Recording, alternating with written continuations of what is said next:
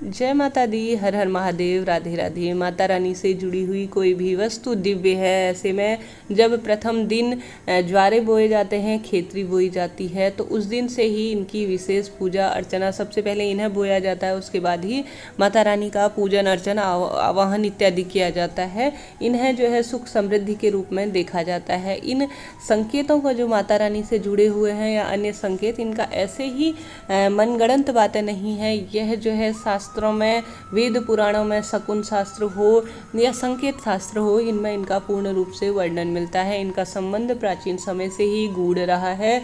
ऐसे में जो यह खेतरी या ज्वारे जिन्हें कहा जाता है, वह विशेष महत्व रखते हैं माता रानी के पूजन में। सबसे पहले धरती पर जिस चीज़ की खेती की गई थी, शास्त्रों में कहा जाता है, वह जौ ही है, ज्वार ही है। ऐसे में इन्हें विशेष सुख समृद्धि से जोड़ा जाता है। सबसे पहले अगर आपके 9 दिनों में प्रथम या दूसरे दिन ही अंकुर फूटने लगा है, तो ऐसा माना जाता है कि यह विशेष फलों की प्राप्ति करवाने वाला होता है। इसके साथ ही आपके जो ज्वारे हैं, वह नीचे से पीले होकर ऊपर अच्छे हरे या बहुत अच्छी अवस्था में उत्पन्न हो रहे हैं, तो यह माना जाता है कि जो शुरू के आपके समय होंगे, क्योंकि नव पंचांग का समय है, जो शुरू के दिन होंगे वह जो है कहीं ना कहीं छोटी या कोई कष्ट इत्यादि से पीड़ित होंगे, परंतु इन कष्टों का निवारण ज्वारे की तरह आधे ही समय में रहेगा। अर्थात आधे समय में थोड़ा सा कष्टों के बाद उसके बाद हरे होते चले जाएंगे, अर्थात उन कष्टों का निवारण होता चला जाएगा। इसके साथ ही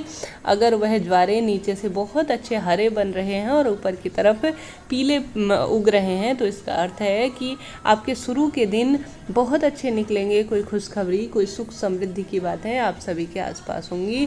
अगर ऊपर से हरे या पीले हो रहे, कहने का अर्थ है कि ऊपर से जो है हल्का सा इनका कलर कुछ धूमिल है या जो है ये पीले बन रहे हैं, इनका कलर कुछ सूखा हुआ सा हो रहा है, तो साल के इस जो नव संवत्सर साल है, उसके अंतिम समय में कुछ ना कुछ आपको परेशानी या छोटी मोटी जो दिक्कतें हैं उनका सामना करना पड़ सकता है। इसके साथ ही यह निरंतर बहुत अच्छी अवस्था में है, बहुत इनमें वो जो है हरापन है और पूर्ण रूप से लहलहा रहे हैं, तो अब दुख कटने वाला है। सुख समृद्धि माता रानी ने आपकी पूजा स्वीकार कर ली है और उनका विशेष आशीर्वाद के रूप में इसे देखा जाता है।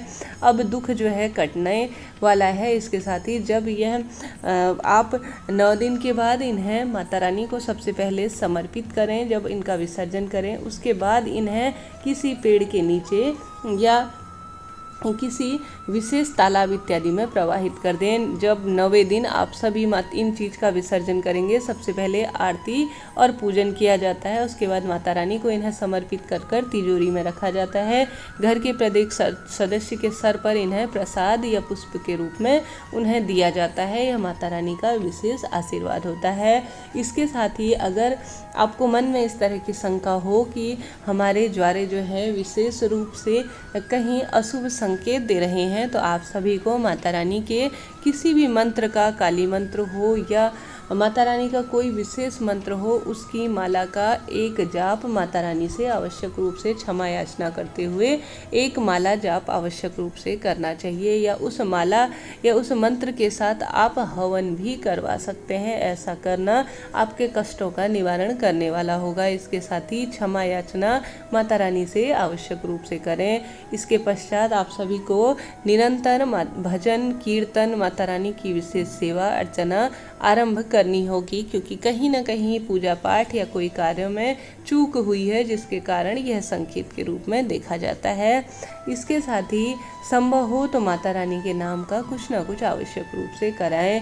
हालांकि यह संकेत जो है माता रानी के कुछ विशेष होते हैं जो प्रत्येक व्यक्ति के साथ नहीं होते, परंतु यह सत्यता पर पूर्ण रूप से शामिल होते हैं।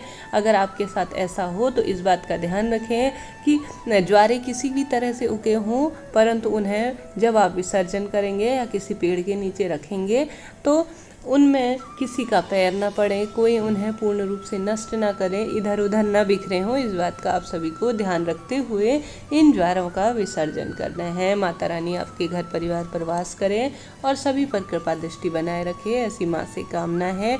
मुझे उम्मीद है आप सभी को यह वीडियो पसंद आया होगा। कोई मन में सवाल हो तो ज़रूर पूछे। जय माता दी, हर हर महादेव।